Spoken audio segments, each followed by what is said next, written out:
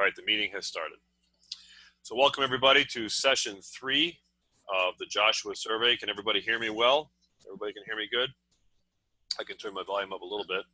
I don't want it to distort, but we'll go ahead and get started here. So now last time we left off with the first 3 verses of chapter 3, and we're going to go ahead and read the whole chapter as we go. We're going to cover all of chapter 3. I was actually hoping to cover chapters 3 through 5 this week, but there's just so much material in the early chapters of Joshua that I decided to go slower through these early chapters, and then we'll speed up through the middle. So we're only going to cover chapter 3 tonight, but a lot of interesting information here that I think you guys will find quite fascinating. A lot of Talmud tonight in relationship to this chapter, and a lot of interesting perspectives that will be thought-provoking. I promise I won't be ranty this week like I was last week. I was accused last week of being ranty, which I was. I was ranty. I didn't mean to be ranty, but once in a while, as you guys know, I get a little ranty, so this is the way it is. This week, hopefully, will not be that way. Besides, it's too hot. It's too hot to be ranty. You know, I don't know where it is with you guys, but we're having a heat wave down here. It's going to be 95 this weekend, so that's hot. So let's go ahead and start with the first 5 verses of Joshua, chapter 3, and we will then comment on those verses. And this is going to be a really, really interesting chapter. We're going to stop tonight right before a great miracle occurs that will have implications on those who want to compare this narrative to the New Testament accounts, but we're going to cover that next week. But this week there's plenty of meat on the bone. So let's step into verses 1 through 5 of Joshua chapter 3. It says, "And Joshua rose up early in the morning, and they moved from Shittim and came to the Jordan, and he and all the people of Israel, and they lodged before they crossed over. And it was the end of 3 days that the officers went through the midst of the camp, and they commanded the people, saying, When you see the ark of the covenant of the Lord your God, and the priests, the Levites, bearing it, then you shall move from your place and go after it. But there shall be a distance between you and it, just 2,000 cubits by measure. Do not come near it, excuse me, that you may know the way which you will go, for you have not passed this way before. And Joshua said to the people, Prepare yourselves, and tomorrow the Lord will do wonders among you." All right. So a lot of interesting stuff here in these first 5 verses. First of all, it's interesting that when the people saw Joshua rise in the morning early, they imitated him. Now, of course, early morning is the beginning of prayer. So Joshua gets up and he prays. And the sages tell us that Joshua was fearful during his ministry that the people would have a repeat of what happened under Moses, where the people fell into idolatry.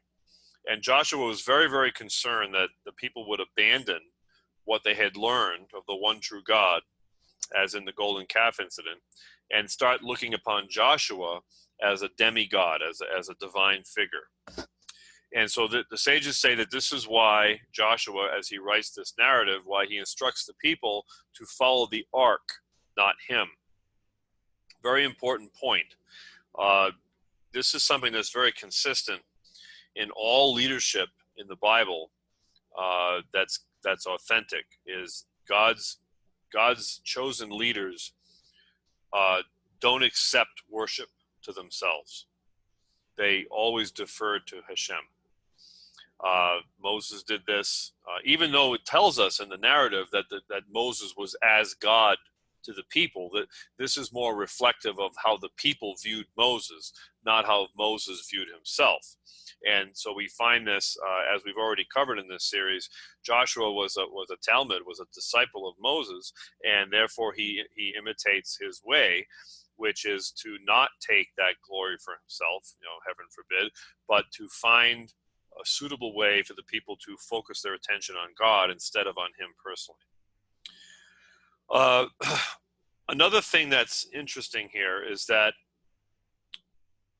the people in this circumstance, now we have, as I've covered already, we have a changing of circumstance here in Joshua compared to what was going on under Moses, where Moses' ministry was validated and exemplified, if you will, through miracles. God performed mighty acts through Moses and through his ministry, validating Moses' authority at all times to lead God's people.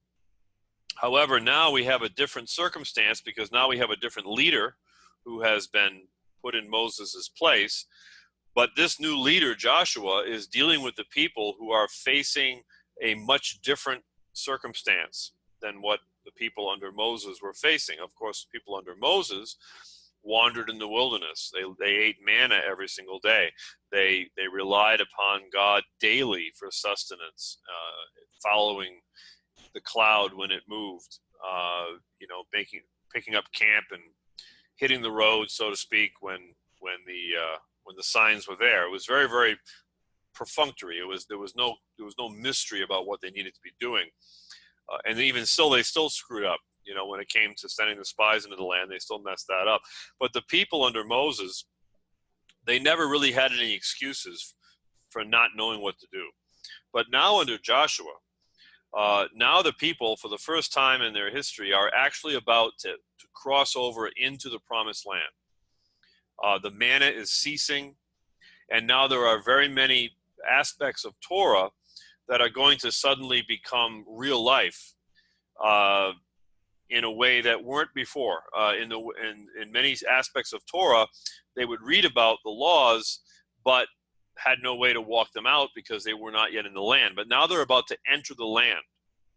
So now there's a lot of God's commandments that are suddenly going to become activated as a result of this coming circumstance. And not only that, but the people now no longer have this cut and dry, black and white, easy peasy follow thing where, it's very clear what's right and what's wrong in terms of what they should do. Now they're entering into a phase of their existence. Hey, Michael Boxerman's with us tonight. He's done his bowling. Great to have you.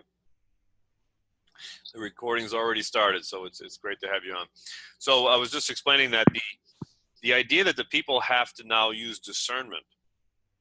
So the aspects of following God, following God's leaders, are something that take on an added nuance and an added complexity as the people enter the land. And that of course is something very relevant to us, because many times in our lives, right, we wish God would just simply tell us exactly what to do, spell it out for me so I have no doubt.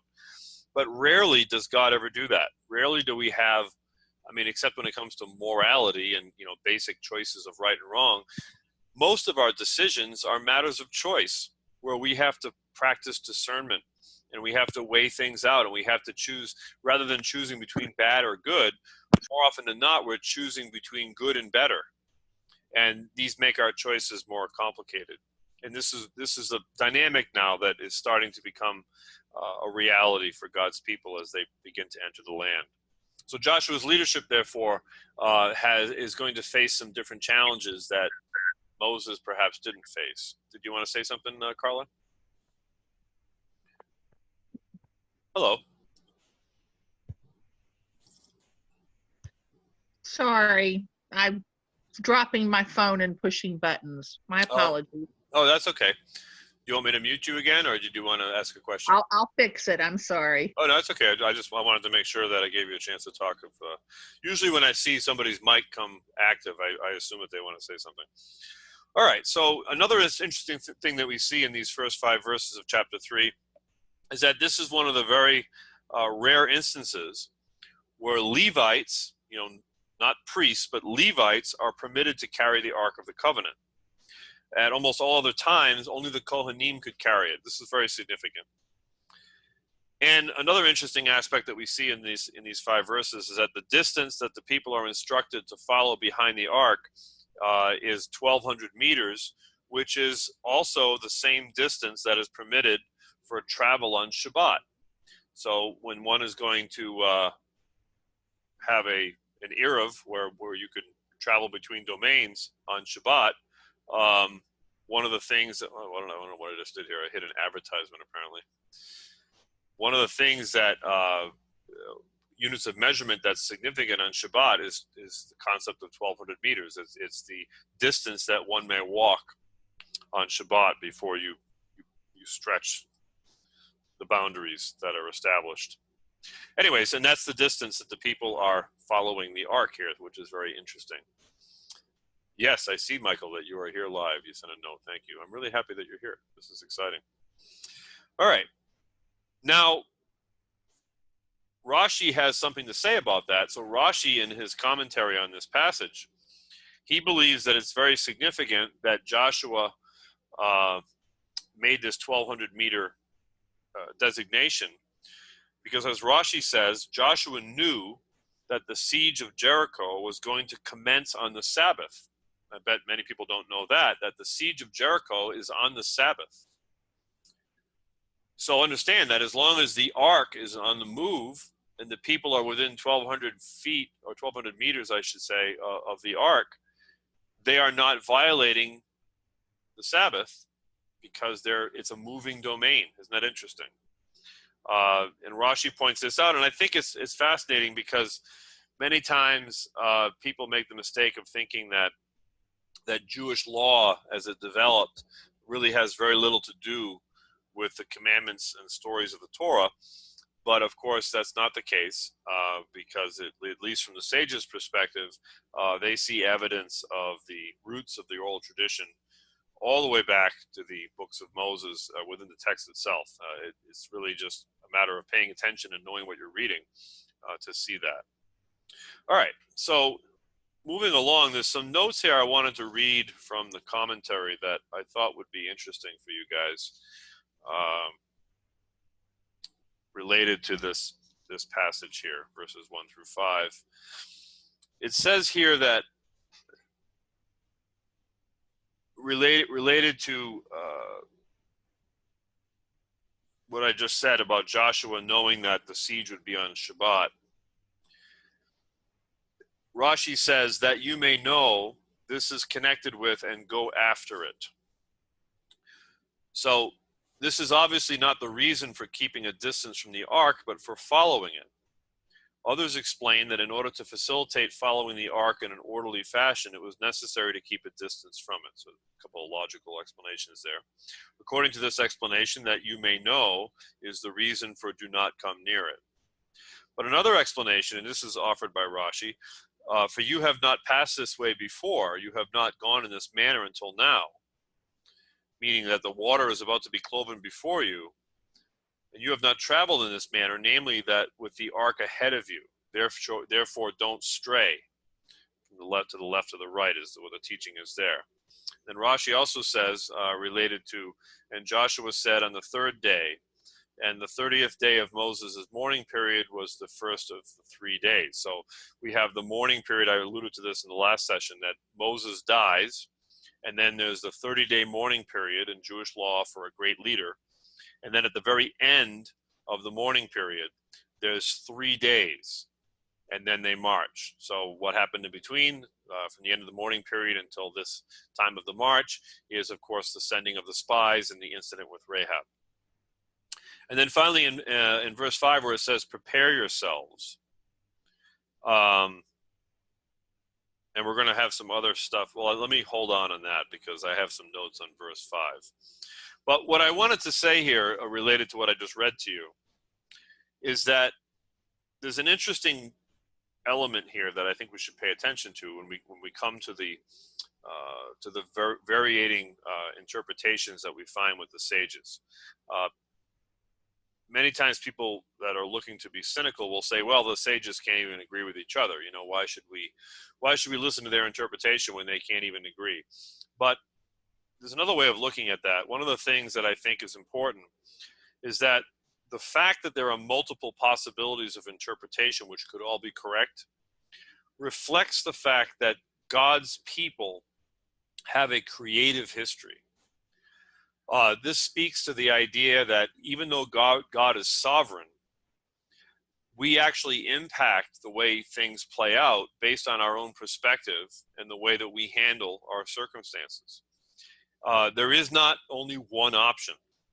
It's incorrect to think that no matter what decisions we make, that everything's going to work exactly the way God intended, regardless of what we do. That we can pretty much do everything. We're going to end up in the same place. That's not true. Certainly, God will see us through if we stay with Him. I think the Scripture is pretty clear that if we remain loyal to God and we continue to pursue God, that He will take even our incorrect choices and He will use them for His own glory and for our benefit ultimately if we stay around. But that doesn't mean that we've necessarily chosen the easiest path for ourselves. Certainly, I don't think it was God's will for the 10 spies to give an evil report when they came back from spying the land. This is evidenced by the fact that He rewards Caleb and Joshua for their positive, faith-filled report. It seems to indicate that that really was what God wanted, because He rewarded them for that. And the people paid a heavy price for listening to the evil report. So certainly the generation that experienced that suffered greatly because of that. So that it's not necessarily true to say that, well, they would have wandered and died in the desert. Either way, it doesn't really matter. No, that's not true. If the spies had not given an evil report, they would have entered the land. We don't know how that would have transpired. We don't know if they would have been immediately attacked. We don't know what God had in store for them. But we do know that it was His desire for them to enter the land in faith. They didn't do so. They got redirected. And then ultimately, those who had faith and their descendants do enter the land, but the ones who did not exhibit faith had a different result. The sages teach on that, while we're on that topic, that when the resurrection happens, that Moses will be one of the first resurrected, and that the first thing that Moses will do before anything else is he will go gather the Israelites who died in the wilderness and gather them together and bring them into the promised land first. So that does speak to God's sovereignty and His promise and election. But what I'm saying is that even though election is true, and even though there's an element of predestination that is certainly present in God's divine will, that predestination does not mean that you're following a rote script that you can't impact. We do have a responsibility to create the world in which we live and to partner with God in that way. And this is a concept that I covered at some length with the Derek Hashem series, where I talked about how Calvinism tends to oversimplify this argument. To a strict Calvinist, there's the idea of God's sovereignty or something else. That if you have any kind of a nuanced view of human choice and free will, that you're somehow rejecting the concept of sovereignty. There's an inability within the Calvinistic strain of thought to be able to allow those two concepts of free will and sovereignty to coexist together without canceling each other out. They have a hard time with that in that systematic theology. But in Jewish thinking, it's not hard at all, because in Jewish understanding, as I've explained, we do have the concept of God's sovereignty, but we also have the concept alongside that of free will. And the free will that man has is in relation to the will to make the choice. So what man doesn't have control over is the results of the choice. But we do have the freedom to choose. And if that was not the case, then it would be very difficult to justify many of the things that God commands us to do, which would be, of course, many of His commandments go against our natural inclination. So if God is totally sovereign and we don't have any role to play in making choices, then it really is a very cruel thing for God to tell us that we must be obedient against our natural nature, right? Because if our natural nature wants to do this, go this way, then if God's sovereignty overrides everything, then we would be making every decision according to our natural inclination. We'd basically be like animals. We'd be working and living according to the script of our programming, which is how animals live. So that's one of the key elements. Judaism doesn't support that kind of an idea. Judaism believes that mankind is inherently good, and that we have the capacity to choose good and eschew evil by making godly choices. And that's really the foundation of godly living. You know, the idea of measure for measure, that God rewards righteousness and punishes wickedness. I mean, that's a fundamental concept of Jewish spirituality. So, little side trail there, just to review the concept that we've discussed before. But it relates to what we're talking about here with Joshua, because these multiple levels of interpretation that we find from the sages reflects this reality. It reflects the reality that there are many different elements that go into the story that are all relevant to how things play out. It's not simplistic. You know, we often approach things in the Bible, and we don't realize that we're doing this unless we're conscious of this reality that we think this way. We tend to approach the Bible based on a priority of perspective that we establish for our own selves. So we have a certain topic or issue or paradigm that we are working with.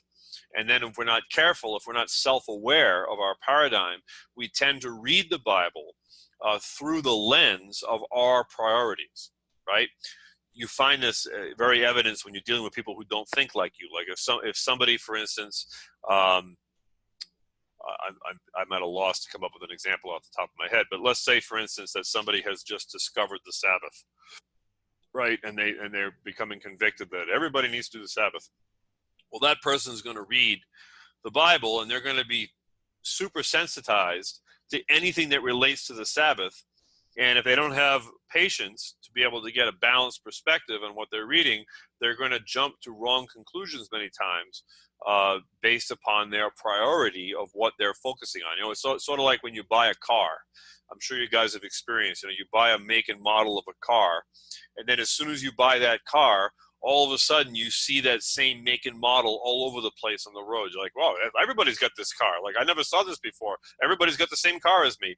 You didn't notice it before because you weren't paying attention to it. It's not that they weren't there. And that's very much true in the Bible. I mean, how many times have you tried to explain to somebody a passage and you're reading to them exactly what it says, and they're not even hearing what you're saying because they've already got a precognitive idea as to what it says, even though a lot of times they're not even quoting it accurately. It's just what they believe it says. They don't even actually see what it really says. And that's the reason, is because psychologists have proven this with many, many tests and examples, that we see what we want to see, basically. That's what happens. Our brain tricks us. We see what we expect to see more than what's actually there. The skill of observation is similar to the skill of listening. It takes practice to become a good listener. It takes practice to become a good reader. It takes practice to become an observant, critical analyzer of information, to pick out anomalies and inconsistencies and be able to recognize holes in an argument. That's a skill that must be developed. It's not natural to us.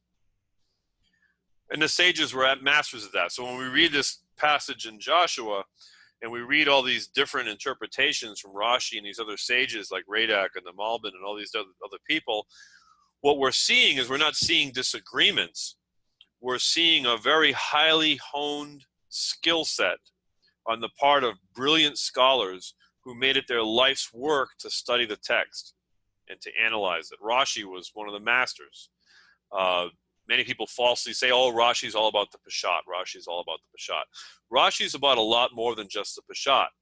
If you study Rashi closely, Rashi has hints and allusions to a lot of midrashic and sod-level concepts in his analysis, even though his methodology is to deal with the Peshat of the language. But he uses his methodology as a springboard to deeper, profound analysis, which is one of the reasons why Rashi is considered the greatest Torah commentator in Jewish history. There's a lot of depth to Rashi. He's not simply dealing with the literal. That's a misnomer that people have about him who really haven't studied him at length. So that's what you find with the Jewish sages, and those of us who have engaged with Jewish studies have learned this. We've learned that contrary to the notion that perhaps we were told that, well, the rabbis have an agenda, you know, they want to twist the scriptures to fit their own mold. No, what we find with Jewish learning is that there's multiple generations of scholars building upon one another in a rigorous engagement. And this level of engagement and scholarship produces incredibly deep insights that often elude us when we just begin studying it. We don't really understand why they're making this connection. Why are they saying that? The homiletics of Jewish study are very advanced, far more advanced, I would say, than just about any Christian scholar out there. Most Christian scholars deal with linguistics, and they deal with dogmatic interpretations and reading eisegetically into the text. And then the best scholars are able to detach themselves from that and look at things a little bit more critically. Whereas in Judaism, that you learn that in yeshiva. When you first start studying, you learn how to critically analyze. You learn how to question. You learn how to tear things apart, break them down, and rebuild them again so that you understand the perspective of your teachers. It's a different type of study. It's much more rigorous. So this is why one of these things I wanted to point out as we study this is that, you can read a text like Joshua, and it looks like a pretty straightforward narrative. This is what happened here, and this is what happened then, and this is what he said here, and you read it 5 or 6 or 7 or 8 times, and after a while you're like, oh, ho hum, Joshua, yeah, I know the story, whatever. And we miss the depth because we're not approaching things with that level of rigor. Anyways, I could give many other examples to illustrate what I'm saying, but let's suffice with what I said already. So we have these multiple possibilities of interpretation. And now, one of the things that I think is interesting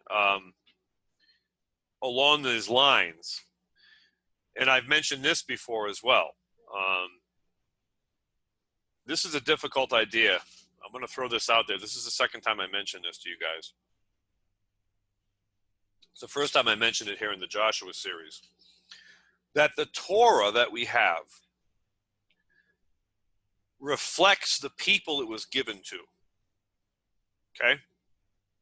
If the Torah had been given to Norwegian land people, right up in Sweden, perhaps, then even though the basic commandments would be the same, the flavor and the illustrations and the stories and the way that the Torah was given would be different. But it is the way it is because we have to understand that when God gave the Torah at Sinai, we have a whole Talmudic passage on this, on the teachings of how the Torah was given. It came down from heaven and was given to the people under Moses' charge. So it wasn't simply that Moses just, Moses didn't get out a Ouija board and he didn't daven with his Ouija board and come up with some kind of a vision and he wrote it down, No, the Torah, it went from the heavenly realms and it had to get morphed and transliterated, if you will, if I could use such a term, into the language of men, into the language of the people, in order that it could be expressed in a way that the people could wrestle with it. That's why the sages teach that there's at least 70 faces of Torah. In other words, you can turn it and turn it and turn it and turn it, and there's more depth to it because everything is in it. But in a physical sense, it takes on the clothing, if you will, of the people to whom it was given. So the Torah, therefore, has a very Jewish, Hebrew flair to it. And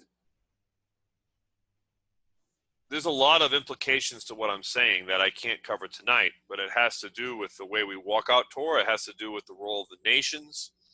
It has to do with the Noahide movement. It has to do with orthodoxy. It has to do with a lot of different things that get easily misunderstood by people if we don't understand the fact that God gave the Torah into the hands of the stewardship of the Jewish people. And because he gave it to the Jewish people, it takes on a certain aspects. Certain aspects are related to the ethnicity who have stewardship over it, if I can say that. I don't know if I'm making any sense to you guys, but this is an important thing to know. Here's an example of what I'm talking about. This is an article, and this is off the beaten path of Joshua here, but just as an example of what I'm trying to communicate to you. Here's an article written by Professor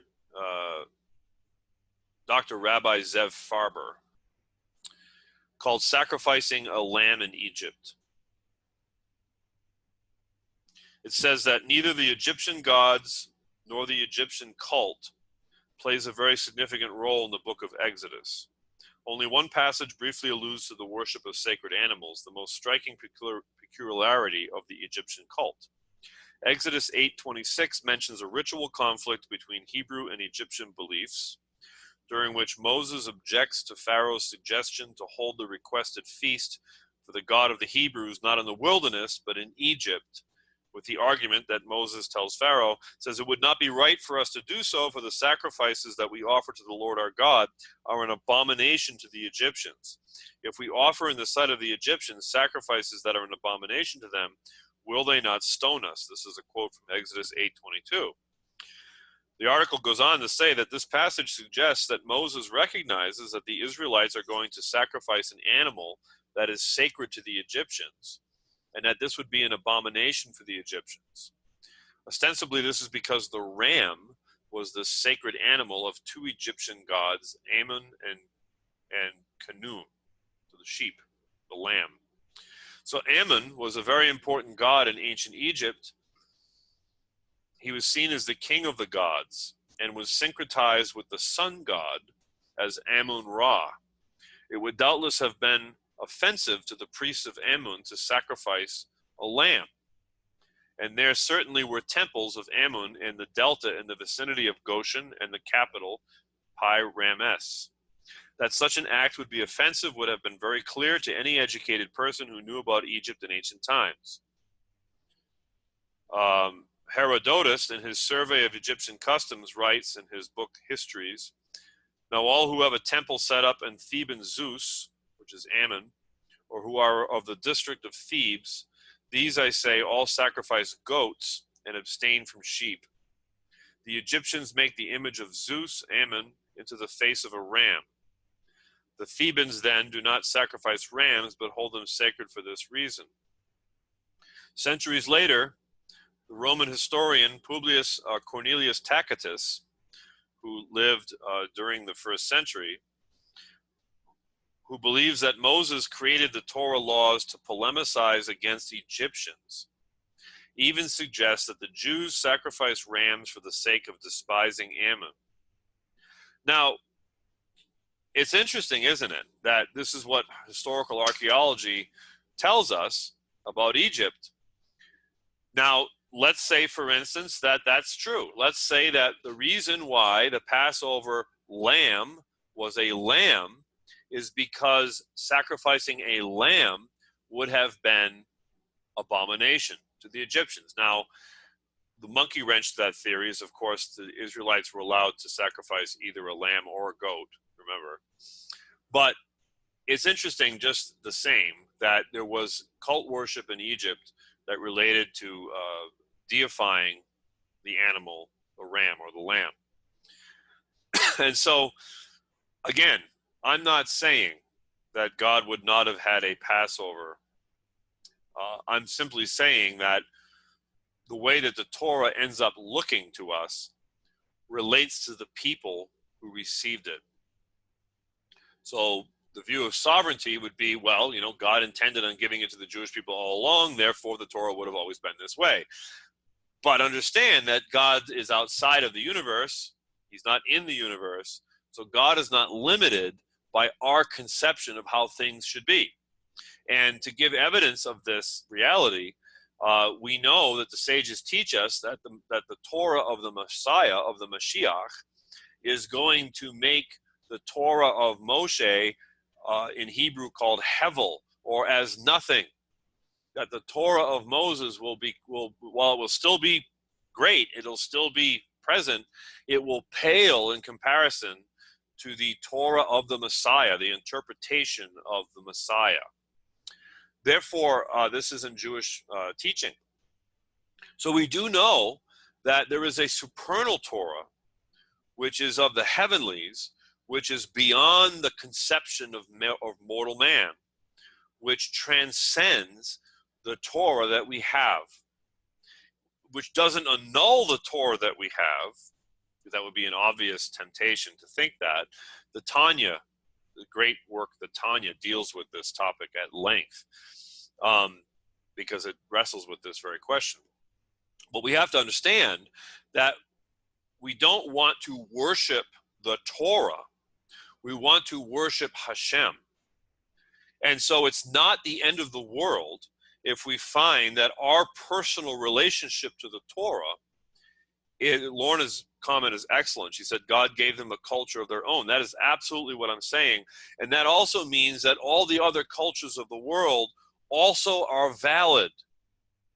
I'm not justifying pagan worship or demonic activity or hedonistic practice. I'm not saying that. But I'm saying that there is a beauty to the many different cultures of the world which God is not trying to abolish. He's not trying to make the entire world into Orthodox Jews. But he is trying to spread the truth of the Torah to the entire world. So how does that work? If we're not supposed to be cultural Jews in order to spread the Torah, then what are we supposed to do? Well, this is where we have to understand that God loves the whole world and he doesn't want everyone to be a Jew, right? So I don't know if I'm making any sense to you guys. I feel like I'm talking in circles here. But this is really important. This is really, really, really important that we know this. Because as the people approach the land here in the story of Joshua, we have to realize that Joshua is preparing them as a people to walk out what they've been given. They have a job to do as a people, as a collective whole that transcends the individual parts. This is very difficult for us as Americans to wrap our head around, that we're part of a greater collective community and we have a role in that community even if we feel detached from it. And that role may not be what we think all the time, because we tend to analyze things according to our personal desires and our personal interpretation. But we might be actually doing exactly what God wants us to do, even while we languish the frustration that we experience of not being able to do what we think we should do, if that makes any sense. So Joshua is helping the people prepare to enter the land here. So in verse 5, he says, prepare yourselves. This means very, very important thing. It means sanctify and purify yourself in anticipation of coming wonders. This is this interpretation of the sages. Of course, we've covered in the Derek Hashem series that to purify is to remove the zeroma, to remove the pollution. So it's interesting. So we have a spiritual understanding of a physical thing. So it's not, like I mentioned a couple sessions ago, this is not simply a military activity. They're not simply preparing to go to battle. They're preparing spiritually to enter into God's plan for their life. They're expecting resistance. They're expecting difficulty. They don't know what lies ahead. So the first thing that Joshua tells them to do is to prepare themselves, to sanctify and purify themselves in anticipation of miracles that will be performed. An interesting comment, the sages say that since the river was overflowing during the harvest season, I understand, I never really saw this before studying this, that typically during the harvest season, it's a dry season. The river is usually lower than normal at this time because it's the harvest season. But instead, the river is overflowing its banks. And it says that since the river was overflowing, which of course presents a tremendous physical obstacle to their objectives. I mean, if we were to look at things, if we were fleshly, and we were with the people of Israel at this time, and we're told that, okay, you're supposed to cross the Jordan and go attack Jericho, and you approach the Jordan, and the Jordan is 5 times higher than it's supposed to be for the season. You're thinking, oh, this must be a sign from God. He doesn't want me to do this, right? Isn't that the way we would think? You know, the river is abnormally high, making it impossible for us to cross. Surely that's God's way of telling us that we shouldn't go forward. That's the way a normal person would think. But what the sages say about Joshua is that since the river was overflowing, and knowing that God had promised victory, Joshua knew that the deliverance would be through a miracle. See how this is how Joshua thinks. Why? Because Joshua is a Navi. Joshua is a prophet, right? We established that in the first class. Joshua knew, no, this is not God's sign that we shouldn't proceed. This is just the opposite. This is a sign that God's going to do a great work of deliverance. So let's go ahead and read the rest of the chapter, and then we'll continue with our commentary and finish up our class for tonight. So we've finished on verse 5. Any comments or questions before I move on in the chapter here on some of the things I've talked about? If you guys wanted to jump in for a minute.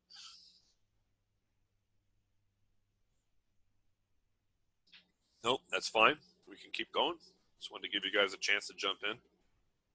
So beginning in verse 6, and Joshua said to the priests, saying, carry the ark of the covenant and pass before the people. And they carried the ark of the covenant and went before the people. And the Lord said to Joshua, this day I will begin to make you great in the sight of all Israel, that they may know that it was they may know that as I was with Moses, so I will be with you. And you shall command the priests that bear the ark of the covenant, saying, when you come to the edge of the waters of the Jordan, you shall stand still in the Jordan.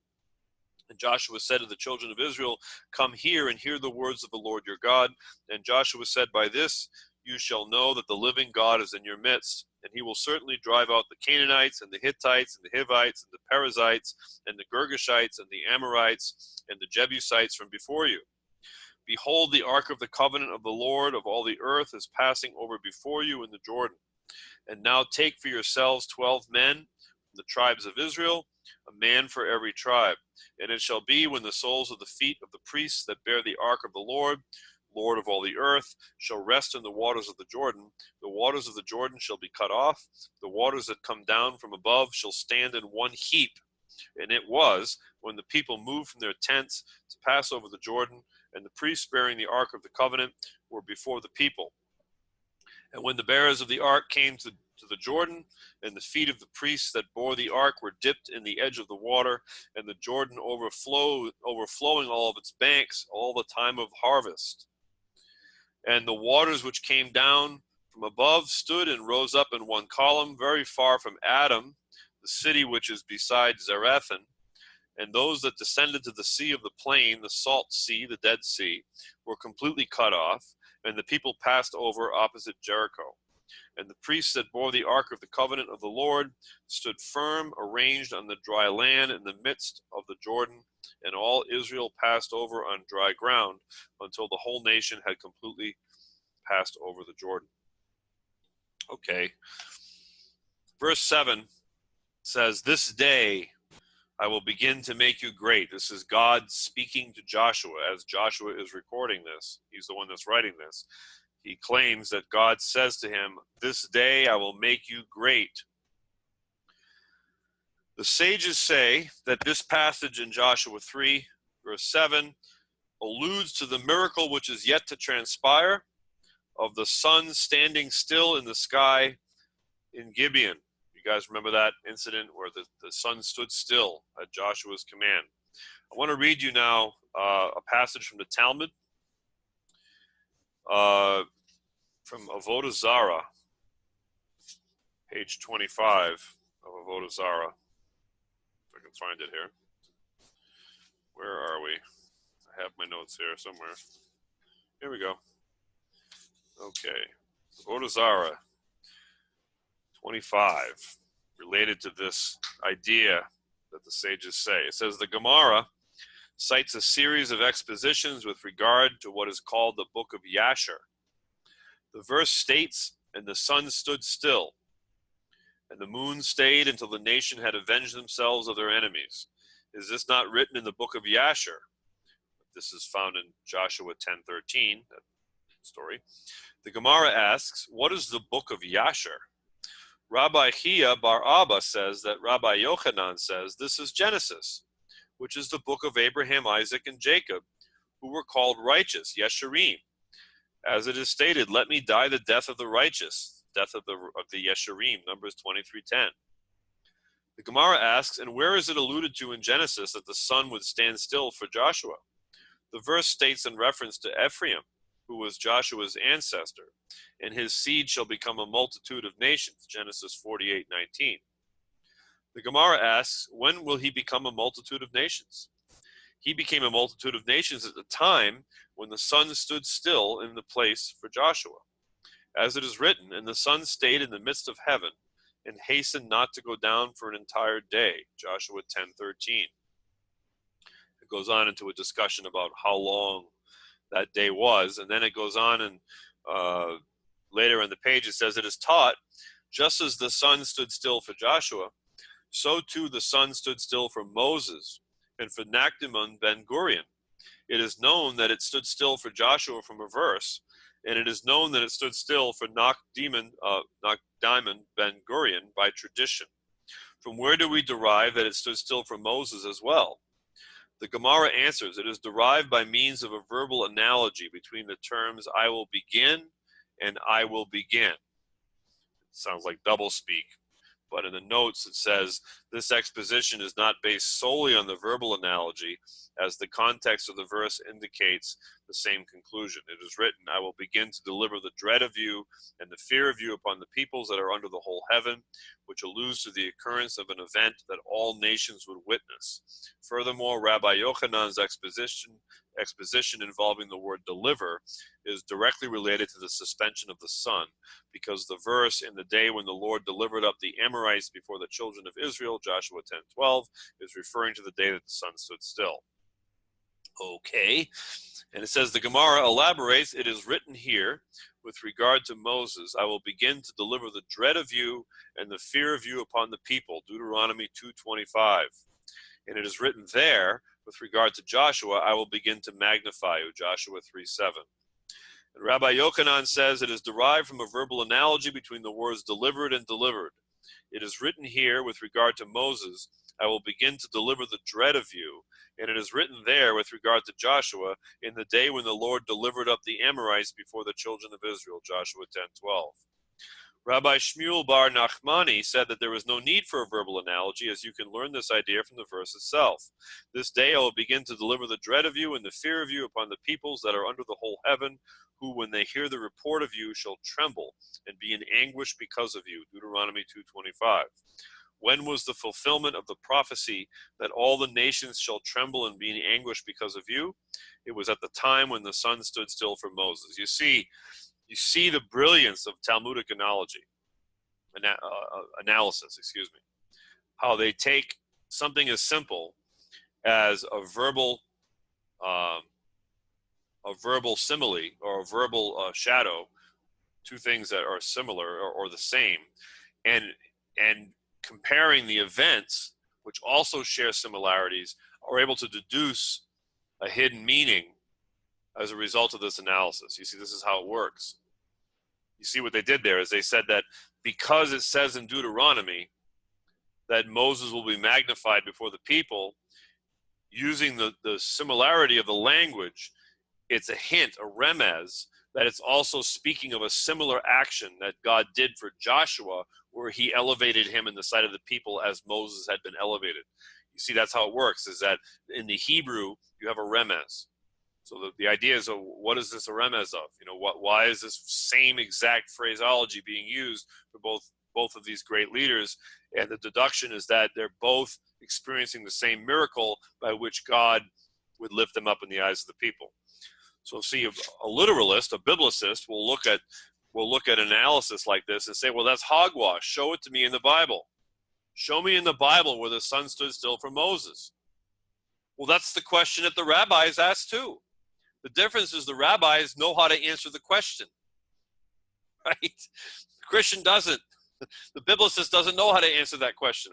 The rabbis do, because they have the skill set. You see what I'm saying? This is what I was talking about earlier. They have the training and the skill set for how to go deeper in their analysis and to come up with exciting understandings based upon that skill set. you see this in other areas. I mean, you watch a sporting event, and you've got a tremendously skilled athlete, and you have these moments in the game where you're just like, how'd that guy do that? How did he just do that? I mean, that was exceptional, right? That's what I'm talking about. When you're dealing with somebody with a higher skill set, they're able to understand things and illustrate things that you're just like, oh, where did they come up with that? Because they're more skilled. They've been doing it longer. They know what they're doing. The rabbis knew what they're doing. They're not novices, especially the rabbis of the Talmud. Anyways, so let's move on. I thought that was an interesting point of contact there related to my earlier comments. Verse 9 also, I should mention, also compares favorably in this idea when Moses gathered the people before drawing the water from the rock. You remember when Moses was about to draw water from the rock, he gathered all the people together. In the same way, Joshua is doing that here. Joshua is gathering all the people together and giving them their instructions before they cross at this very narrow point in the river. So it's another similarity between the leadership of Moses and the leadership of Joshua. Okay, moving on here. Verse 8, it says, when you come to the edge of the waters of the Jordan, you shall stand still in the Jordan. Again, I want to turn to the Talmud, and I want to show you another passage here that illustrates this. Again, the verse is that when you come to the edge of the waters of the Jordan, you shall stand still. The Gemara returns to discuss the entry of the Jewish people into Eretz Israel. Once the last one of the Jewish people ascended out of the Jordan, and water returned to its place, as it is stated, and it came to pass, as the priests that bore the ark of the covenant of the Lord came up out of the midst of the Jordan, as soon as the soles of the priests' feet were drawn up onto the dry ground, that the waters of the Jordan returned to their place and went over all of its banks as it had before, as we see in Joshua 4:18, which is, well, in the Jewish Bible is verse 18, in the English translations is verse 17. The Gemara understands that the priests who carried the ark stood in the water until all the Jewish people passed through the Jordan. Once all the Jewish people had reached the other side of the Jordan, the priests stepped back from the water and the Jordan returned to its natural state. It follows that the ark and its bearers and the priests were on one side of the Jordan, the east side, and the rest of the Jewish people were on the other side, the west side.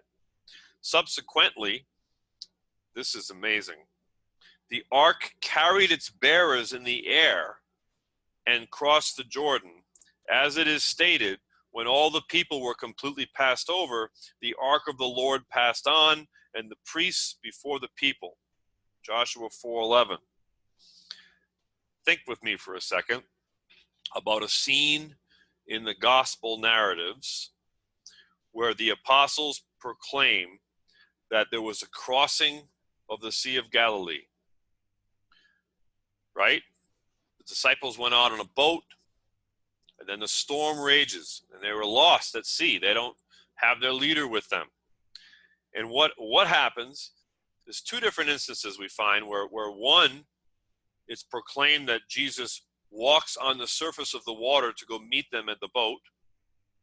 And another time where he's in a boat, and it was like immediately, in fact, it might even be the same instance, right? Is that the same instance where the boat ends up on the other shore, like instantaneously as soon as the storm was over?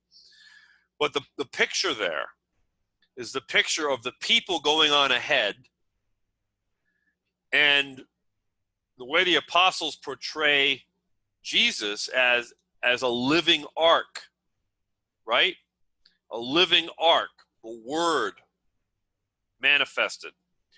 So the Word, the ark, goes over the water to meet the people. Same picture. We find then that it's not really an original idea in the Gospels, but it's actually something that is in the Midrash on Joshua. That Joshua, because it says right in the text that the priests were on the other side of the Jordan, and then the waters come and they fill back into their place. So now the Jordan is not crossable, but the priests carrying the ark are on the wrong side of the river, because the priests stayed there at the edge where the waters parted so the people could cross on dry land. And then the waters came back, and now the ark is stranded. And so the ark literally carries the priests over the water to meet the people. This is what the Midrash says in the Talmud, which is a fascinating picture, I think. Okay. Verse 10 says, by this you shall know. We shall know what? What does the rest of verse 10 say? I should read it because I forget now. I want to know what it says. Verse 10 says, and Joshua said, by this you shall know that the living God is in your midst, and he will certainly drive out all these people. Right. So, God is not bound by the physical restraints of material existence. So Joshua wants the people to know that it is not himself, as I mentioned earlier at the beginning here, but God who performs the miracles. So God uses the concept of agency to reveal himself to people. Again, like I said earlier, this is why, according to the sages, the ark is pointed to as the thing that the people should be following here, not Joshua himself, because the idea of agency is very much a Jewish concept. What is the idea of agency? The idea that God raises up people and elevates their status in order for him to do a work. He does it through people, but the people themselves are not to be glorified. They are simply the agents of God.